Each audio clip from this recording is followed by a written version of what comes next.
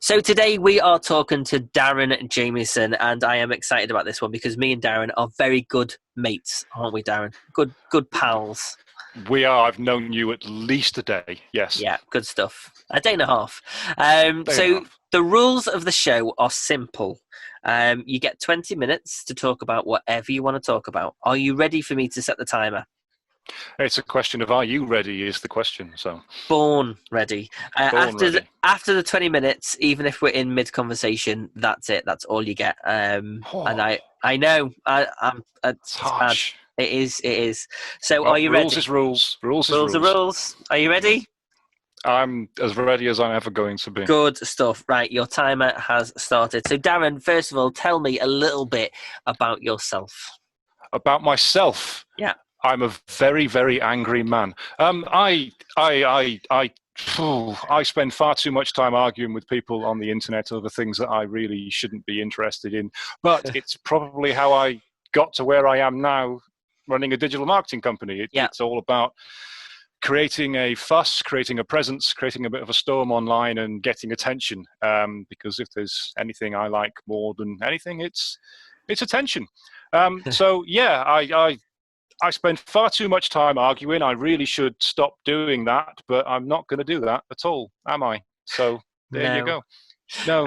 With some, because obviously it's the articles that pop up on my feed, and sometimes I'm scrolling and I'll see it, and I literally look at the title and I'm like, how has he got away with that?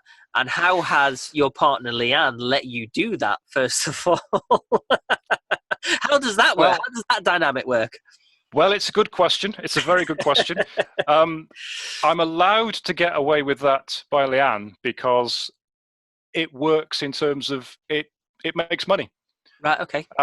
The site generates revenue. That's what it's for, because you make money with content. The more people that see something, the more people that read it, the more money it makes on advertising. Yeah. And that particular site that you're talking about has 4, I think, streams of revenue to it. One being Google AdSense. So if people go to the website and click on ads, it makes money that way. Yeah. One being something called Facebook Instant Articles, whereby when people click on it on their mobile, it opens up instantly in Facebook, and then there's advertising in there put on by other people that may or may not be relevant to what it is you're actually reading. So I get away with it because I make money. It generates revenue. And when an article goes viral, it gets a big spike in money that it makes. So that's great. I get away with it from a legal perspective by the skin of my teeth. I was going to say, that's probably where... Yeah. So how does that work then? Well, it's tenuous. It's tenuous. If there are any solicitors watching this, they could perhaps advise on this. You have a certain leeway with what you say if something is obviously satire. Yeah. If something is satirical, you can get away with saying quite outlandish things. You can't get away with it if somebody were to believe it to be true, which sometimes that does happen. And if it were to cause harm to somebody else, then it gets into the grounds of libel. So have you ever gone past that line? And right, so you have gone past that. Okay, I've not even seen the line. That's opened so many more questions. But in terms of obviously going over the line, obviously from a business point of view, you don't want to obviously be encouraging court cases and stuff like that. So how do you manage that when it is such a fine line with content creation in that sense? It's a good question again. A lot of it, and we do this for clients as well, not to quite such an extreme level, but it's about knowing what you can and can't say and knowing how you can say it. So, for example, when we write content for clients' websites, it's done in a neutral journalistic fashion. So we won't write for, say, a solicitor's website and say, writing a news story, this particular person killed his wife and he was sent to prison for. It'll be, this particular person allegedly killed his wife, or according to the Telegraph, this is what happened. So you're not stating something as fact, you're stating a source, and this is what they've said. And you're putting the blame on someone else. the blame, the attribution, however you want to call it. But yeah, you're not stating it as fact yourself, because if you do that yourself and you're saying, right, this is what happened and it's wrong, then you could get into trouble for that. So it's very important to write it from a perspective that you're not stating something as fact. You know it's fact. This is the case. So you're covering yourself in that way. So in a sense, really, having that website and having that content that comes out and the stuff that I look and go, because I read it and I kind of think, where does the process come for this story? Where do you, because it just seems, I know it's obviously what you do, it is your day in, your day out, and you can obviously just create stuff. I mean, I'm a writer as well, and I write comedy, but I still struggle. Where do you find such consistency in ideas and outlandish stories? Well, I'm flattered you think it's consistent. I think it's wildly inconsistent, to be honest with you. Okay, fair. It's all about perception. It is about perception. I've had some posts that have gone on there that have fallen completely flat on their face and haven't generated any sort of reaction at all, or some that have missed the mark entirely and have generated nothing but negative reaction. But a reaction's a reaction. So, it still generates views, it still generates ad clicks, it still generates revenue. So what do I care? In terms of ideas, satire is very difficult because you need to say something in a ridiculous way that is so ridiculous that everybody knows that's what you're getting at, but it could be true. Yeah. Like there was a great tweet I saw earlier this week that I think it was a political correspondent in America put it on. And the tweet said, "He's so stupid that I don't even need to tell you who I'm talking about." And I knew exactly who you were talking about. Exactly. And I thought, that's brilliant. That would be a great post because people would react to that and they'd share it. There's certain psychology in it. I've written an article about this before in the different ways people engage with different posts. So there's certain ways you can craft a headline or with the image that get people either to share it or to comment on it or to react to it with a like. Because there are certain things people aren't going to want to share because they're not going to want other people in their timeline to see it. Yeah. And there are other things that they're going to want to share. So there's different ways of writing posts that have different reactions. Right, that makes sense. But it's also proof in the pudding to say, well, this is what we do, and we actually do it quite well. So so to someone who obviously hasn't used your services before, it's a great way to say, well, actually, we're the name behind this.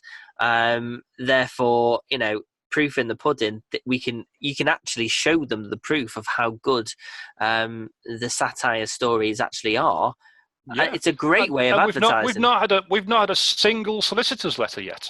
Yet, not one. Not one. Had 2 complaints on the same day once from different people for different posts. That was impressive, but not a single solicitor's letter. There's always time. But I just think it's really funny. And I love the way that obviously, the way that you do business, the way you are as a person. I think you're an amazing person. I think I said the other day on a post, don't ever stop being you. And I think that is 100%. Oh, yeah. Because it's true. Well, there's a good, that was, I remember why that was, Because it was somebody from Networks. Yeah. It pointed out that they were outside during this lockdown, and there was loads of people outside, and they were complaining there was loads of other people outside, and then loads of other people commented on it saying, "Oh yeah, I was out driving today and I saw loads of other people outside. It's disgusting, isn't it? Where are they all going?" And every single person's going, "I was outside and I saw loads of people as well. How annoying was that?" Not one of them went, "Why were you all outside? What are you doing outside complaining about other people outside? What if everybody else outside is looking at you all outside going, what are they all doing outside?" So everybody's on Facebook at the same time saying, "God, look at all these people outside. We were all outside. It was absolutely stupid, isn't it? Yeah, why are we all outside?" Oh, yeah, we're outside. And there was a great satire post from, it was either News Thump or the Daily Mash a couple of weeks ago. Yeah. And I did one similar on my site a bit before it, but it wasn't as funny. They were better than me, I'll give them that. And it was a picture of an old guy getting angry with his phone like this, going, "Arr!" And the slogan was something like, "Elderly gentleman goes to park to angrily take photos of other people at park." And that is effectively what's going on. There's loads of people doing that on Facebook, like taking pictures. Look at all these idiots in the park. Oh, yeah? Where did you take that photo? In the park. Yeah, it's actually quite good that I saw that post because I kind of came on the thread quite late on. I was probably outside at the time. Of course, but, yeah. But no, but this is the thing, and I think that is what complements you. I think, and I've been with you on various other networking breakfast meetings and stuff, and the energy that you have, the personality, you've got a big personality, and I think that probably draws a lot of people in. How has lockdown affected you moving forward with business?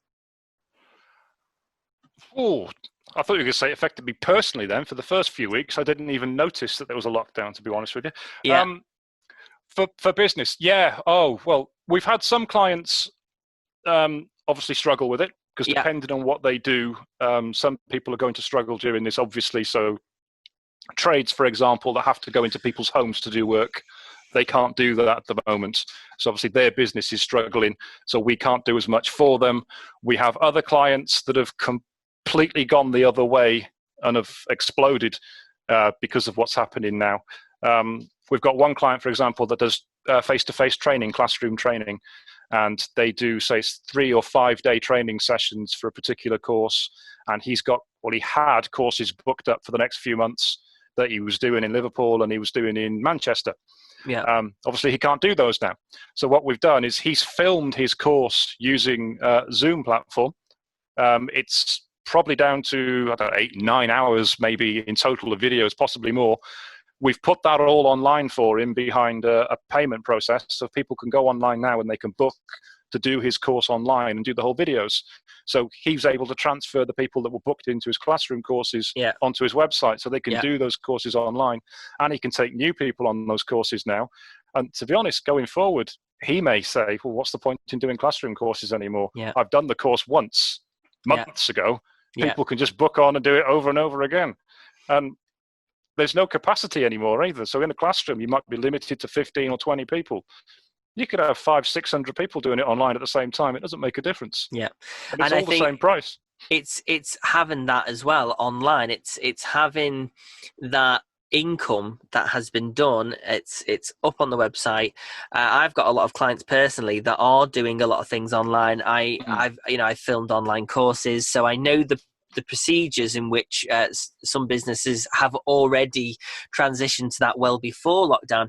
How much has video played a vital part in this lockdown pandemic? It's massive. It's massive, isn't it? I didn't see the figure of it, but it was shares in Zoom have gone absolutely ballistic. Facebook launched its portal a couple of months before the lockdown, which is amazing timing from them. And considering it's made in China, I don't know. Did Zuckerberg have anything to do with this? I don't know. Probably not. But no, I think there's going to be a lot of businesses now that are communicating via video that aren't going to go back to office-based roles anymore because they don't need to. It's obviously cheaper to have people to work from home. You don't need the offices. The overheads are a lot lower. We've seen that it can work. There's no problem with it at all. Why change? Why change back? And the thing is, for me and you who do work with video, and we do talk to our clients about video, I think, we've been banging on about this for months. This isn't new to us, but it just seems that everybody has caught up.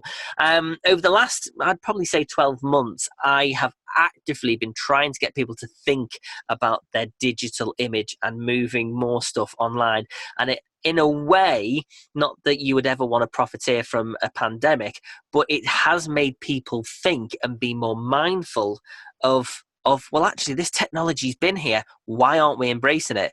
And there's been some positive kind of things that have come out of this, and there's always positive things that come out of any situation, whether it be good or bad.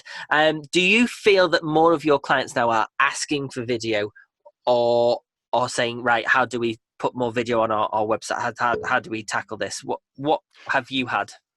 We have had some come to us and ask that. We recently offered that out to a lot of people as well, and not that many took us up on it because people have this issue with appearing on camera. I don't know where people get that from. I don't have that problem. You haven't got that problem. I don't have that problem.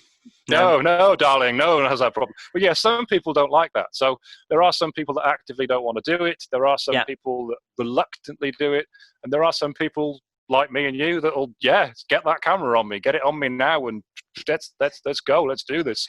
But what I wanted to add about video, about doing things online and filming it and doing it, it's the best way to run a business, because if you do that, you do the work once and you get paid for it forever. So if you're in a business where you're the only person, or you're one of a team, say one of two people, it's just you, and you're working, you're doing something. If you stop working, you stop getting paid. If you take a week off, you have to make that up in terms of payment, because you're not getting paid while you're taking the week off. If you're doing courses in a classroom, if you're not doing those courses, you're not getting paid. If you're doing something that's put online for people to pay for that you've already done, you only need to do the work once and you get paid forever. A lot more businesses are doing it. It's passive income, and that's what it is. It's do it once. Exactly. It's passive income, recurring revenue. Do it well. And this is the thing. I've like I said before, I've got a few clients that are doing that have been doing that. But again, it's not just a case of just film something, put it on your website.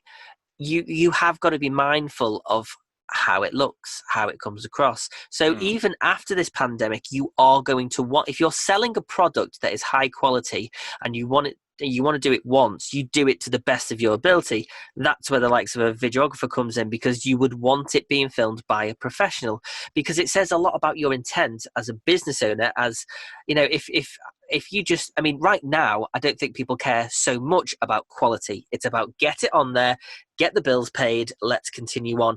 But moving forward, it is very important that if you are going to be doing stuff online, you're going to want it to be the best quality that you can. And, I think a lot of businesses are literally going, do you know what? We should actually be doing online courses. So many people that I've interviewed just in this week alone that have businesses through networks, through BNI, through any kind of referral-based networking group, they are being more mindful of it. They are actually going, there's a lot of this stuff that can be transferred, but that has always been there. And that's the thing. And I think with people waking up to it, there is a lot of my work of telling people about it. Hopefully it would just be more a case of doing rather than telling and explaining. No, you're right as well. With so many people doing it right now, there's going to be so much competition for it. So if you've got loads of personal trainers or loads of Pilates instructors or loads of business coaches all taking their stuff online, people then have a massive choice of who they use. So the one that looks the best, that looks the most professional, that has the best videos, is the one you're going to use. And you're not going to use somebody who's done something with a window behind them, a backlit, and they're all shadowy, and it's poor audio recording, and it's poor video compression. And you can barely hear what they're saying because their microphone was bought in 1996 and they haven't changed it since then. You're not going to use them. So quality is important when you're competing with everybody, not just in your local area, everybody around the world now. Because it is now a global market. 100%. Because it doesn't matter where you're sat right now, you can deal with anybody. Exactly. I'm filming these episodes from my camper van. I've noticed. I've noticed. And that's because I have a camper van. I can fit a couple of lights, a bit of sound equipment, and a microphone and stuff. But it's great for me because it's obviously I can travel quite a lot. I can't travel at the moment, but the idea eventually is to travel a lot. But it's about finding a workspace that works for you, and my camper van works for me. And I think, like you said before, a lot of offices, people are going to be like, well, why do we need to spend money on an office? A lot of my work, I either go to a client or I'm working from a coffee shop or my van. They're the three places I work. I wouldn't necessarily have an office myself because I personally do not need one. And it's money that I don't really want to put into because I probably wouldn't use it as much as most people. But it is interesting, isn't it, that more and more people have actually woken up to video and are actually actively now going, right, we're going to have to really invest now. And it is make or break for businesses, whether they actually do take that leap of faith and embrace it. or they stick to what they know and don't embrace it and don't change and adapt. So yeah, but it is, as you've been saying, and as I've been telling people for a couple of years now, you've been telling people as well, this is something that you need to be doing. It's something that everybody who's proactive is doing it. You need to be doing it. Then suddenly the world changed and people were like, oh, I wish I'd done that 6 months ago. I'd have been all right now. I'd have been rolling with this, but now I've got to catch up. Now I've got to get this done. I've got to get this stuff online because it's not there at the moment. Or my website is just a simple brochure website. There's nothing on there for taking payments online, for taking orders, for doing business online. Well, I know, I told you, you should have been doing that months, years ago. Now suddenly it's urgent. It's like I was talking to somebody this morning about cybersecurity. Nobody bothers about cybersecurity until you've been hacked. Yeah, exactly. But that's human nature, I think. And the thing is, video is an everyday part of my life, just as much. You're a filmmaker as well. Oh, your time has gone off. I hate that. Disgraceful. It's not good, but that's it. You only get 20 minutes.